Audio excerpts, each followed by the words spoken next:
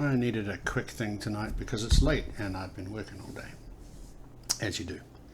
It's also very hot because Montreal heat wave and all that fun stuff. Here is a mess of points. They are literally random points. They start with a random value array, pumping out vectors, and then their ranges are set between -2 and 2. So if we just go back to our perspective view and zoom in, they're a hot mess. So what I'm doing is I'm running them through this mysterious node, which I'm about to show you, making some strands, doing some visual stuff, strand shape and the color, and then outputting it. I'm also taking the strands ratio and popping that into a 3-point ramp and then using that to color the points, basically. So what this is all about is a sort vectors compound, which we're going to rebuild real quick and we might just add to it at the moment. So this came to my head from doing Houdini sorts all day and looking at them and wondering why we can't do them here. Because if you were to grab this guy and just try a sort array, at least in this version of Bifrost, it doesn't like that. It doesn't work. So I took a look at the Houdini sort node, and it lets you sort by proximity to a point and along an axis and all kinds of stuff. So I sort of got to thinking, well, what happens if I do that? So if we just go over to our front view, if we go over to our front view, you can see the colors now are a nice spectrum progression. And they are ordered along the x-axis. Here's the x-axis here. Here's the order here. I can change that. Back to a mess. Go to y. And you can see that they're ordered along the y-axis as well. If I change that to, say, a bottom view, it still looks like a mess. But if I go to left, there we are. You can see that they're in order based on their y positions. And of course the same is true with Z. There's the Z-axis, and here they are. As you noticed, if I turn that off, then the strand construction becomes a hell of a lot messier. This is just a nice way of getting everything in order. And let me show you how I did it. So we'll start up a new compound. And we'll call it sort vectors example. If you don't want to know how this works and just want the compound, I'm going to upload it. I'll put a link in the description and you can go off and enjoy the rest of your night. But for those of you that do want to see it, it is basically just playing with arrays. So we go in here, we've got our array coming in. First thing I'm going to do is separate that out into its components, vector3 to scalar. And these are what I'm going to order. So this is what I'm going to order. I'm going to put these in order and then hook them up to some if statements that allow us to choose what we want to order. So let's get started by doing X. And what I'll do is I will just go back in there and I'll just pop this out so we can hopefully see things as they happen. So we'll go into the strands and we'll go into the point display. Nothing much will change. We'll just put this out of the way for now. So let's start by sorting by X because we're in the front view now.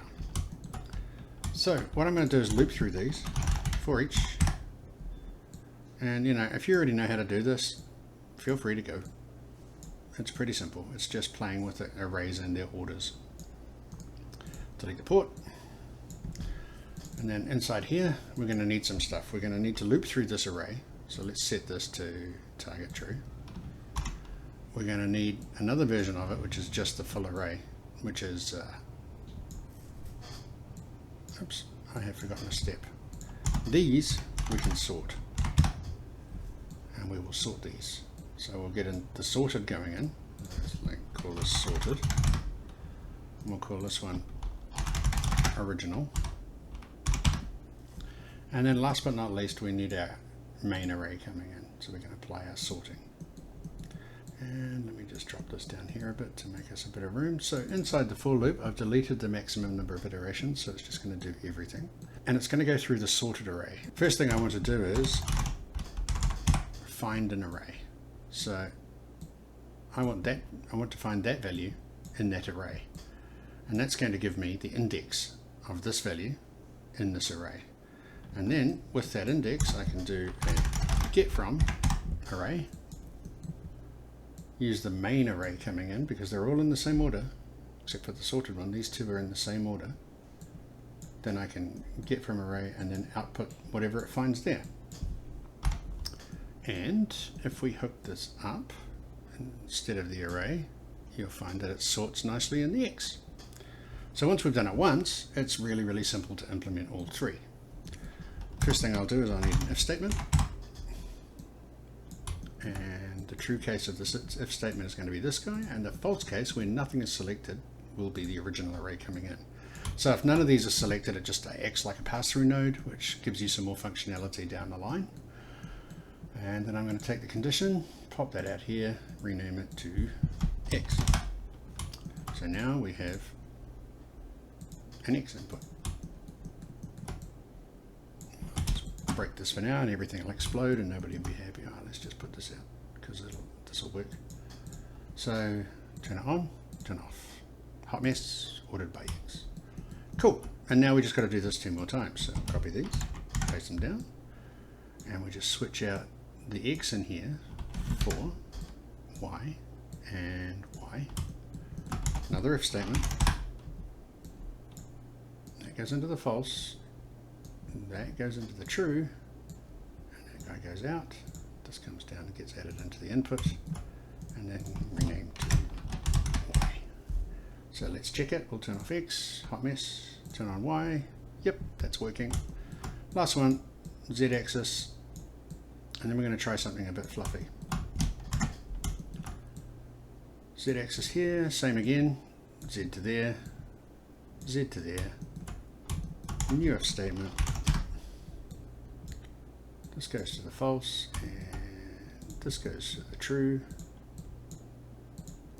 and this goes out to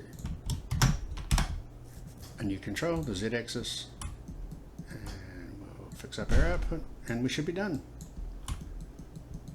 We should be done. So let's check this. So I'll turn that off and we'll turn on X. That's working. Turn on Y. That's working too. We'll turn on Z and change our viewpoint to the right view. Yep, there we are. It's working. It's backwards, but it's working. And you can see because I've put the colors on the points and the strand is actually working that it's ordering them by axis nicely. So that's that bit done. What about if we want to order it based on a point? So let's just clean this up a little bit. Just a little smidgen. So what do we do if we want to order it by the proximity of a point, or how close it is to another point? So we're going to need another input. So let's just make a random point with its own point display and see what we've got. Random value. And we'll take the random value with the minimum. I better make it a vector first.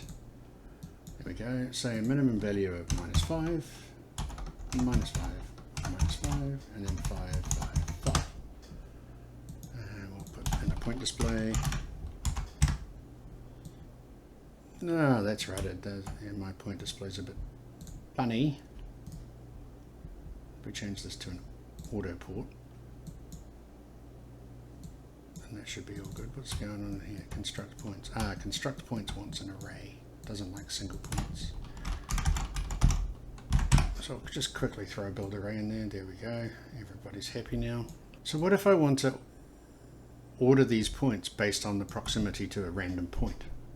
You know, and this point is random. It can be somewhere else just by changing the seed, right? It's anywhere within this box, which is too big. I'm going to make it smaller.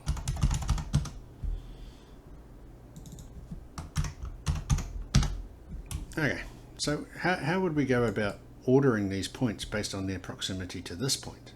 Well, I think the best way to have a crack at that one would be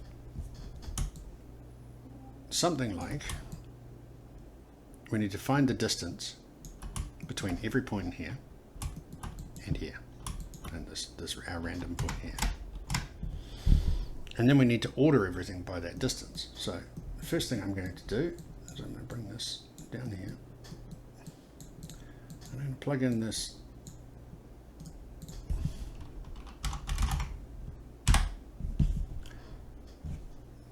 this is just going to give us the coordinates of this point.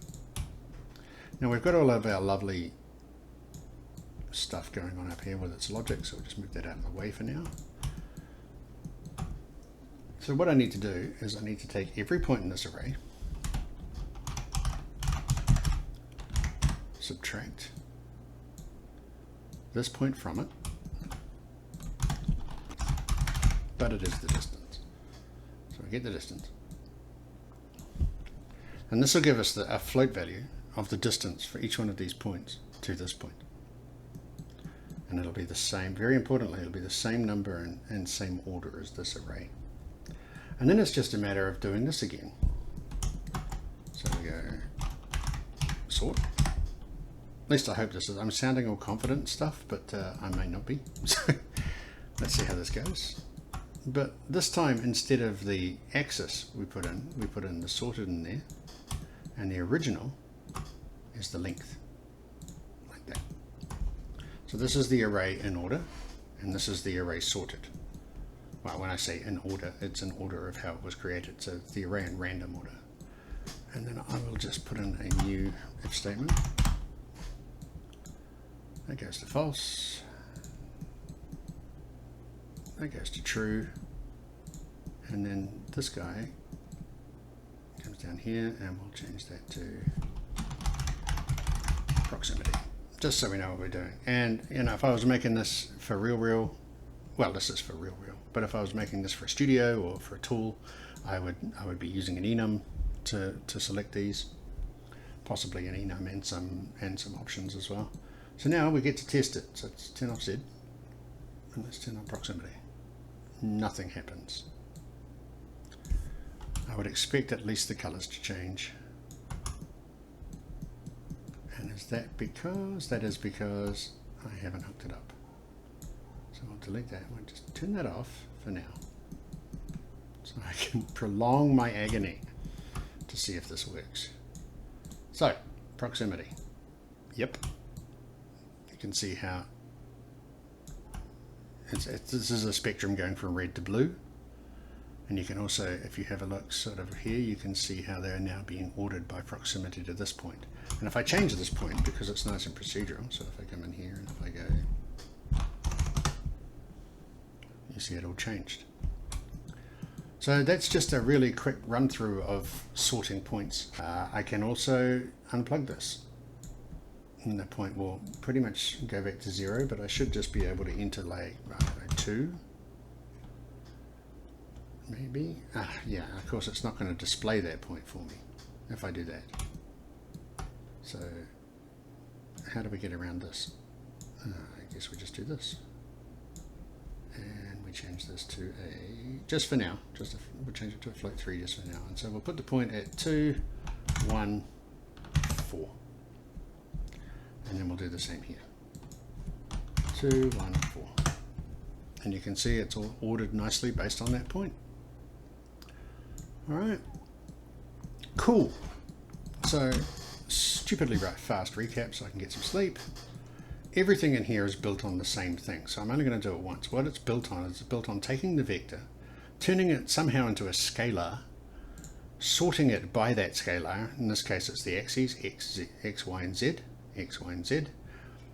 and then inside a loop it takes the sorted and finds it in the original array, outputs the index, and uses that index to get from our vector array, and then outputs that. And because it's a loop, a for each loop, it's essentially building us an array inside this loop, which is what the iteration targets are all about.